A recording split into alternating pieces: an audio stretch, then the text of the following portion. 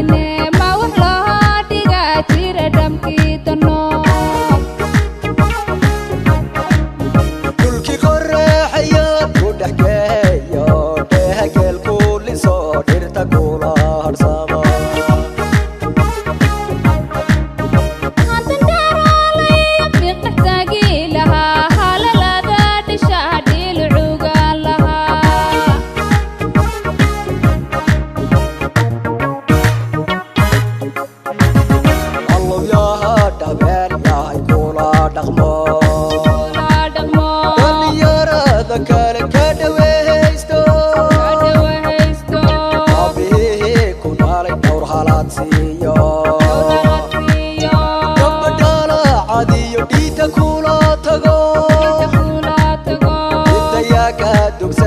ku dholdhooliyo dhibta yaa ka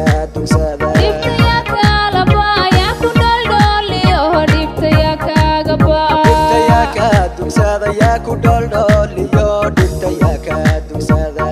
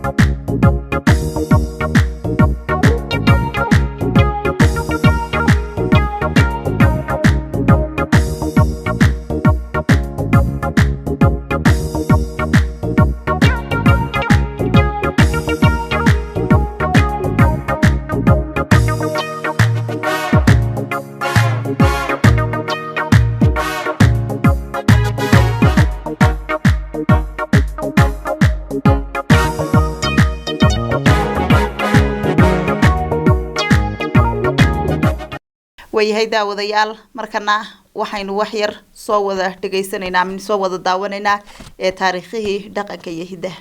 qolo kasta oo kamid ah bulshooyinka aadmiga ee dunida guudkeeda saaran waxa ay leedahay hidde iyo dhaqan iyada u gaara hidde iyo dhaqan soo jireen oo facba faca ka dambeeya uu kasii dhaxlo hidaha iyo dhaqanka bulshada waxaa saldhig u ah oo ay ka abuurmaan arrimaha ay ka midka yihiin cimilada deegaanka qaab dhismeedka dhaqan dhaqaale isbedelada taariikheed ee bulshadaasi ay samayso iyo waxyaabo lamid ah haddaba dhaqanka iyo hidaha Soomaalidu waa mid soo jireen ah kaasi oo jiilal badani ay iska dhaxleen sida taariikhyahanadu ay sheegeen waxa uu asal ahaan ka samaysmay nolosha maalinle ee xidhiidhka bulshada Soomaalidu la samaysay bulshooyinka jaarka ah iyo cilaaqaadka ganacsi iyo waxbarasho ee deegaanada fogfog sidoo kale dhaqanka Soomaalidu wuxuu in badan ku saleysan yahay diinta Islaamka oo dadka Soomaalida ay si weyn u aaminsan yihiin hidaha iyo dhaqanka Soomaalidu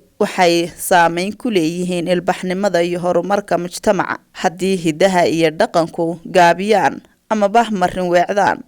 horumarka iyo ilbaxnimada ayaa iyaguna marin weecda hidaha iyo dhaqanku waa waxa bulshadu isku afgarato oo isfahansiiya marka hidaha iyo dhaqanka laga tagana waa marka bulshadaasi iska hortimaado ismaandhaafka dhexdeeduna uu bato haddaba hidaha iyo dhaqanku waa lama taabtaan in da walba dhowrto ay lagama maarmaan tahay marka hidaha iyo dhaqanka laga weecdo astaamaha lagu garto waxa kamid ah afkii ama luuqadii bulshadaasi oo lunta dadka oo diintii ay rumaysnaayeen ka taga caadooyin iyo dhaqanka oo laga faano iyo waxyaabo lamida si kastaba ha ahaatee waxaynu halkan ku soo qaadanaynaa dhowr qaybood oo kamid ah hidaha iyo dhaqanka ama caadooyinka Soomaalida kamidka ah kuwaas oo aan isleeyahay waxay hordhac u noqon karaan qaybo kale ama iyaga qudhooda oo la sii hormariyo xeer Soomaaliga iyo dhaqanka haddii aynu ka hadalno xeerka waxaa saldhig u ah dhaqanka bulshada dhaqanka hidaha caadooyinka iyo habka dhaqan dhaqaale ee bulsho kasta u gaarka ah ayaa xeerkeeduna ku dhismaa ama ku salaysan yahay oo laga abuuraa. Xeerka Soomaalidu sidaasi awgeed waxa uu ku salaysan yahay habdhaqan dhaqaaleedka bulsho ee Soomaalida u gaarka ah, ha ahaado xeer si guud loogu dhaqmo ama ha ahaado xeer si gaar ah loogu dhaqmee. Xeerka sida guud loogu dhaqmo iyo kuwa sida gaarka loogu dhaqmaba mid walba waxa uu ku salaysan yahay dhaqanka Soomaalida iyo habka dhaqan dhaqaale ee bulshada Soomaalida. Taasina waxay sabab u tahay in dadka Soomaalida ahi iswada dhaqan yaqaanaan. Tusaale ahaan, haddii qofka Soomaaliga ahi bariga ama waqooyiga dalka ka yimaado oo uu koonfurta yimaado, waxa uu awoodi karaa inuu si caadi ah u dhexgalo ulana qabsan karo bulshada uu u yimid, taasoo aan wax dhib ah kala kulmaynin. Waa uu ka dhex guursan karaa, ka dhex shaqaysan karaa, ka dhex ganacsan karaa isaga oo aan wax shuruud ahi ku xirnayn, wax shisheeyanimo ahna uusan dareemaynin. Wax xeer cusub ama xeer gaar ah oo uu la kulmay ama isaga si gaar ah loogu dhaqmayaana uuna jirin. Haddii ay jirto in caadooyinka qaarkood ay gobolladu ku kala duwan yihiin, waxaa jirta in habka wada noolaanshaha Soomaalidu uu guud ahaan mid dhib yar yahay. Waxaa jirta maahmaah Soomaaliyeed oo odhanaysa meel laga indhala yahay haddaad tagto ilbaa la iska ridaa. Maahmaahdaasi ayaa noo cadaynaysa in dhaqanka bulshada Soomaalidu yahay midaan kala xidhnaan iyo isdhexgal la'aan bulshadeed ku dhisnayn, balse uu yahay mid isdhexgalka iyo isla noolaanshahaba ku wanaagsan. Taas macnaheedu ma aha in Soomaalida dhexdeeda oo keliya ay isdhexgalka ku fiican tahay, balse dadka shisheeyaha ah qudhooda ayaa si dhib yar u dhexgeli kara ulana noolaan kara bulshada Soomaaliyeed. Haddaan u soo noqdo mawduucayga, Soomaalidu waxay leedahay hidde iyo dhaqan iyada u gaar ah oo ay kaga duwan tahay qaaradda inteeda kale, walow ay jiraan waxyaabo ay isaga mid ka yihiin meelaha qaar haddii laga eego iyo xagga dabeecadda dhulka. Allah u naxariistee Fanaan Beer Dilaacshe ayaa hadda ka hor ku heesay ama ku luuqeeyay: dhulkaygu sabool ma aha, saxare iyo abaar ma aha, saban xumaadna kama dhicin. dhulkayagu sabool ma aha, saxare iyo abaar ma aha, saban xumaadna kama dhicin. dhulkayagu sabool ma aha, saxare iyo abaar ma aha,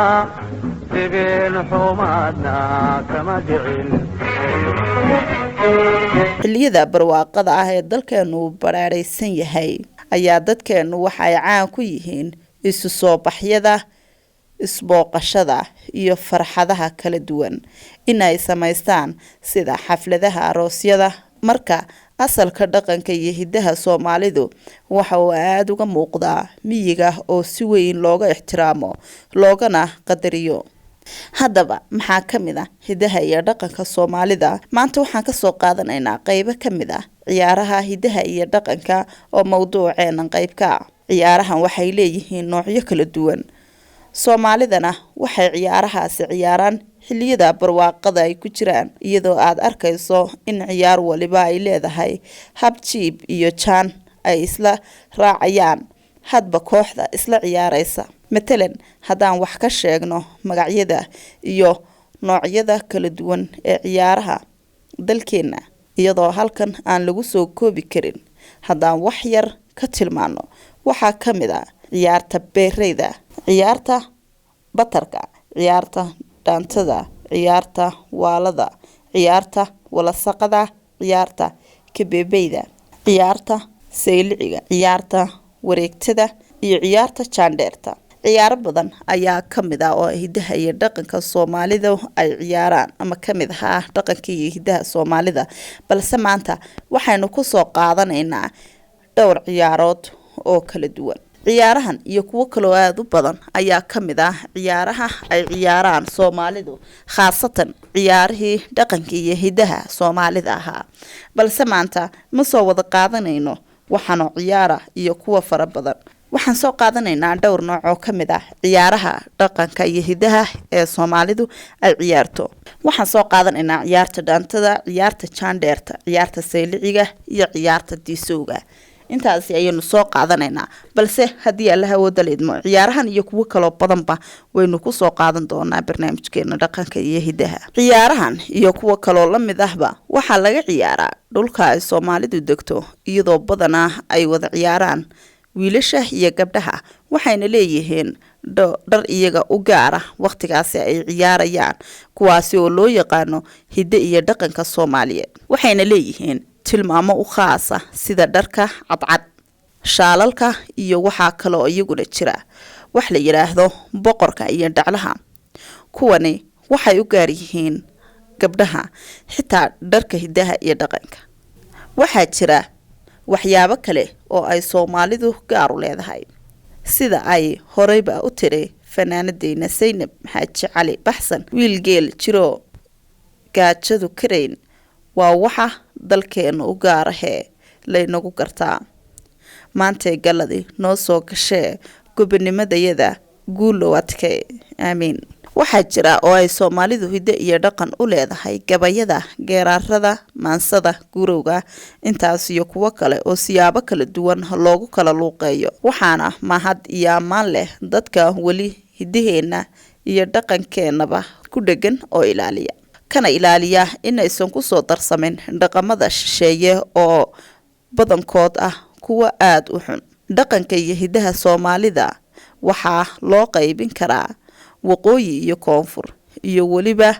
dhaqanka reer Banaadiriga oo koonfurta iyo waqooyigaba kaga yara duwan waxyaabo yaryar. waxaa jira wax la yiraahdo isu soo baxa sanadeed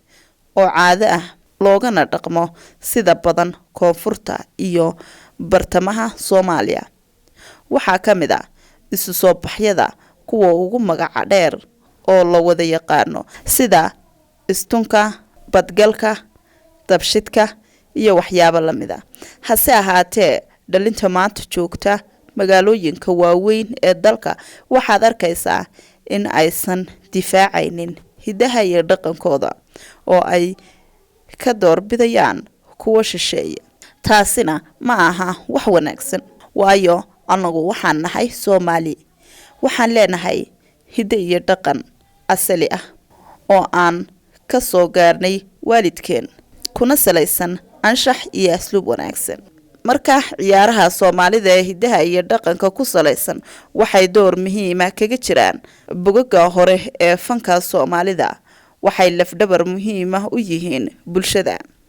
waxaa muhiim ah in dhalinta Soomaaliyeed ay soo nooleeyaan, isla markaasina ay u tafaxaytaan soo nooleynta iyo ku baraarugida hidaha iyo dhaqankeena suuban. weliba jiilka ku dhalanaya qurbaha maba garanayaan hidaheena iyo dhaqanka, marka si ay u ogaadaan inay leeyihiin hidde iyo dhaqan iyaga u gaar ah oo aad u qiimo badan. waxaa muhiim ah in loo wada guntado dhammaan soo nooleynta hidaha iyo dhaqanka Soomaalida si looga badbaadiyo jiilalka yaryar ee ku nool dibadaha ama qurbaha in aysan salguurin ciyaaraha dhaqanka iyo hidaha. waa hagaag, bal markana dhinaca ciyaaraha ee dhaqanka iyo hidaha ayaynu noqonaynaa. waxaa noo soo qabanayaa mid kamid ah ciyaaraha dhaqanka iyo hidaha ee Soomaalidu ay ciyaarto, dabcan laga kala ciyaaro goobaha ama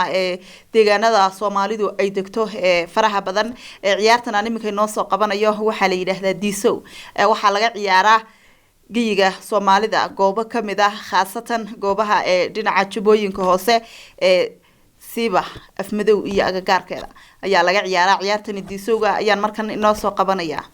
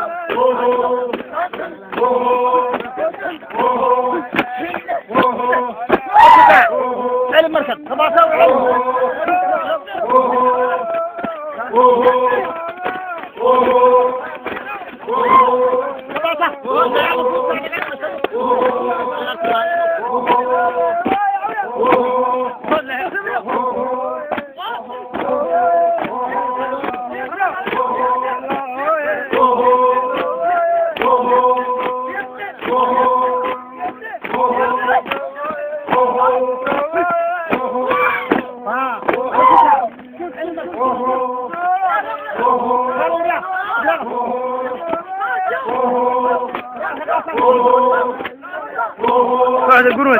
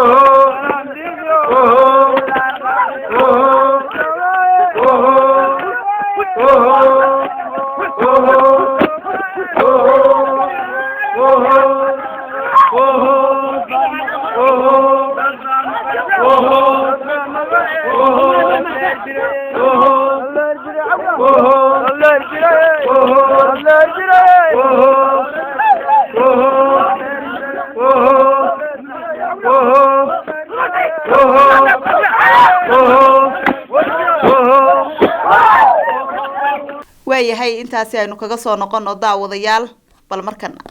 waxaan jeclaan lahaa iyadana inaan noo soo qabto mid kamid ah ciyaaraha ay ciyaaraan Soomaalidu hidihi iyo dhaqanka ciyaartaasi oo la yiraahdo saylici alaaba inta badan waxa laga isticmaalaa geyiga Soomaalida khaasatan Somaliland iyo Djibouti qaybo kamid ah ciyaartaasina aynu soo wada daawano